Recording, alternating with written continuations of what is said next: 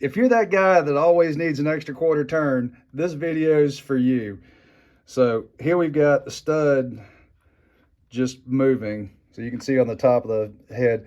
So we may have to chase the captured threads here, but we're going to replace a bar stud, do a time sert insert in the case, and stick with me. We'll have some fun. This is a nice repair. Happens occasionally.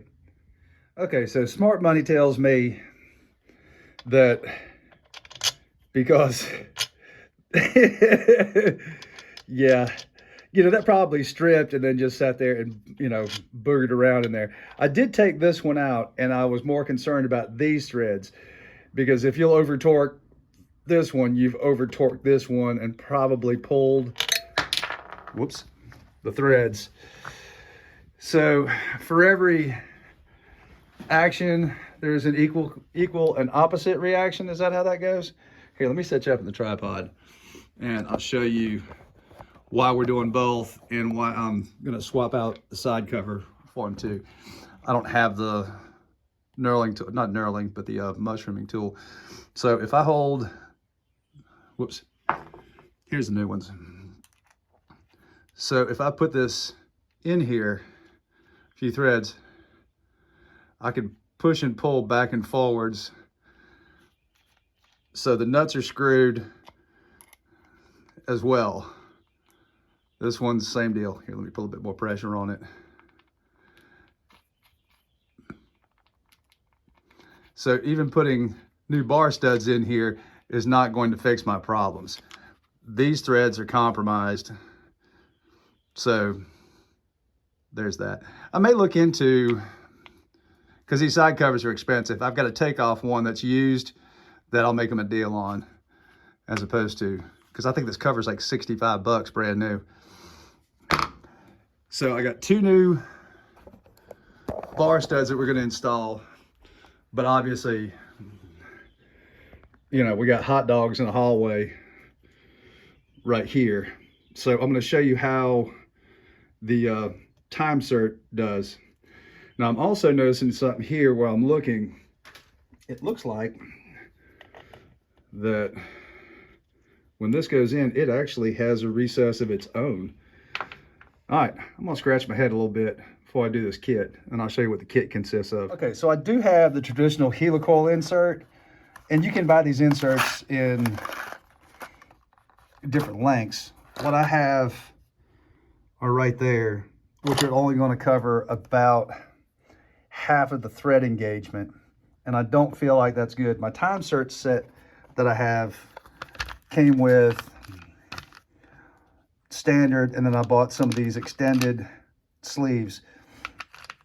This is probably going to be proud in the hole, but I feel like for, that guy that wants an extra quarter turn, I think this is going to be the better insert for this job. Now, one of these, we'll just be able to throw some Loctite on here and run it down in there, and that'll be fine. But let's go through the process. So this kit, time sert kit, comes with high-speed steel bit, a counter bore, the tap, and then an install tool for the time sert itself. So let me get set up in the camera and show you how this goes. All right, step one, we are going to over drill this.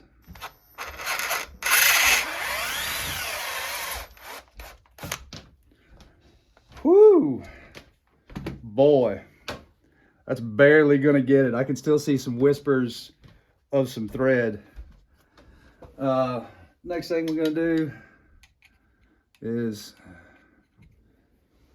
tap it for the insert.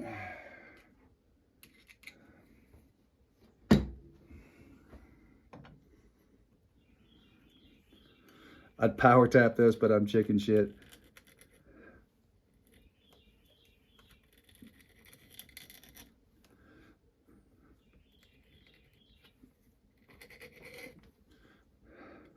Come on, straighten up. There we go. Whenever you're tapping, this is magnesium, so it goes pretty easy. But if you find you're putting too much pressure back up, break the chip, and then continue. Yeah, I could have power tapped this. Okay, a little extra pressure, back up. I want to make sure we've got all the engaged threads yet. Still cutting. Obviously, we're gonna have to flush out the oil tank so we don't clog up the filter. For the pickup line for the oil pump, this will all get flushed out afterwards. We're gonna get all this set up. Then here's your counter bore. So that's gonna go in there, and it's got a built-in stop, but what it's going to do is it'll only let me go so far. Oh, it's purty. So I don't know if you can see this. Let me put a little bit of light on it. So it's got the cutter teeth built into it. And this gives a recess for the counter bore. See that tooth right there? So it cuts until it gets to that shoulder. And then I'll show you what looks like there. So let me get this cleaned up. We'll do the install of the insert itself. All right, I've got the install tool and the thread Sert in there. And it's actually it'll catch those last couple of threads.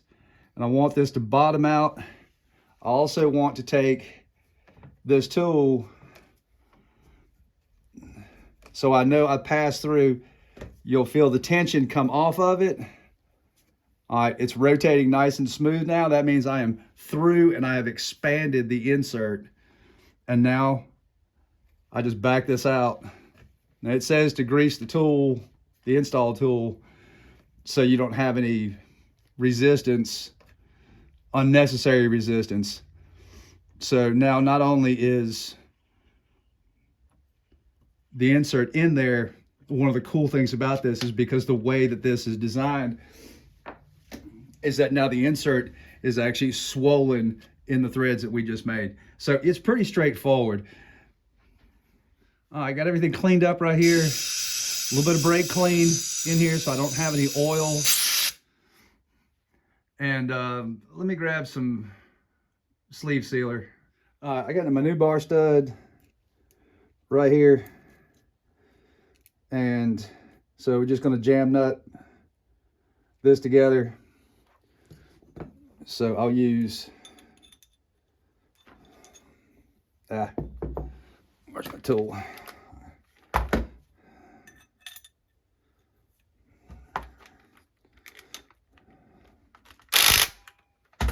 All right, so now I can install this without damaging the threads.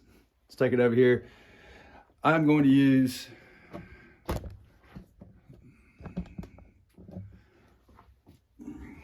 you can use Loctite. This is Loctite, but this is like sleeve retainer. It works really well. It's gas and oil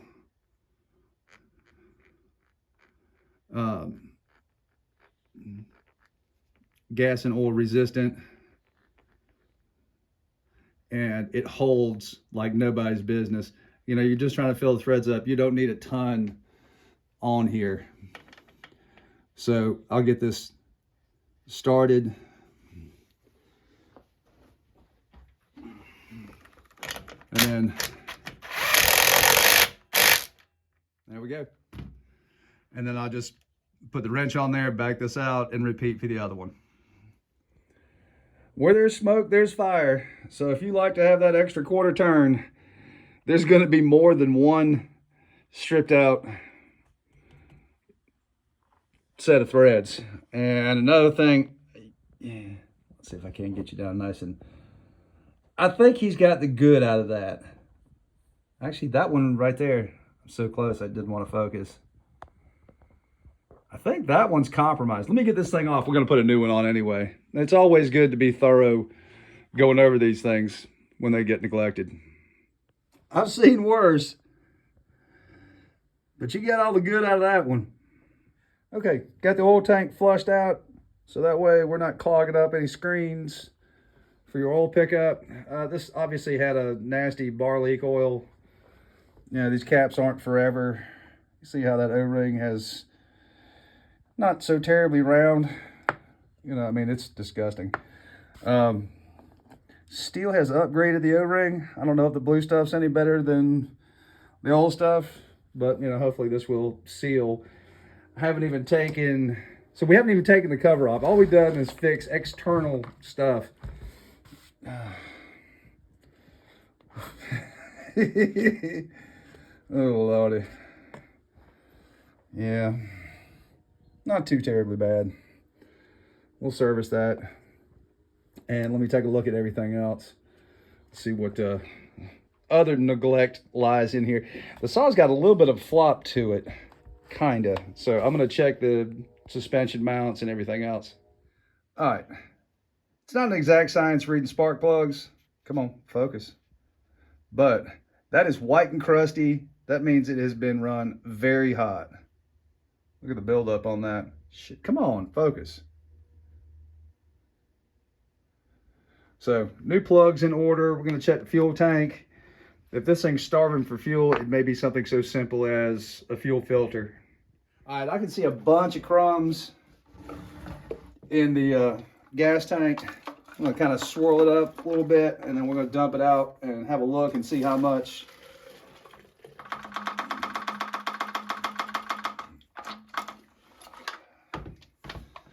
has accumulated in here. May be able to see inside the tank. And this is why I say, you know, a little bit of compressed air goes a long way. Won't really focus down there.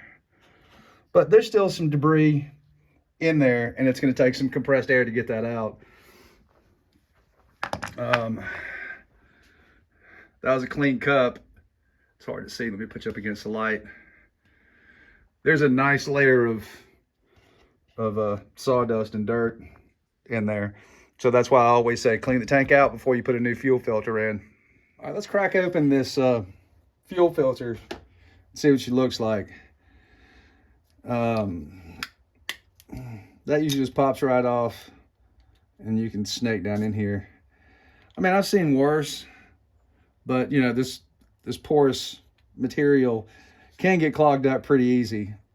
So we're gonna crank this up, make sure that it seems to be running like it's supposed to. See, now it ran so hot, I just wanted to see if I could see anything. And there is an absolute metric shit ton of coking on that piston.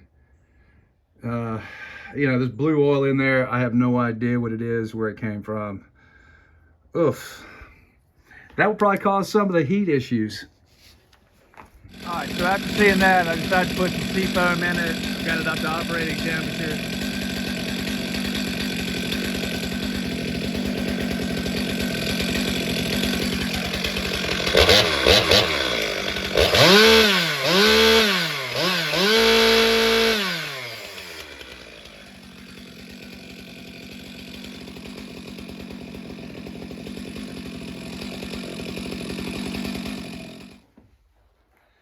Chainsaw maintenance? What chainsaw maintenance? Man, it still runs fine.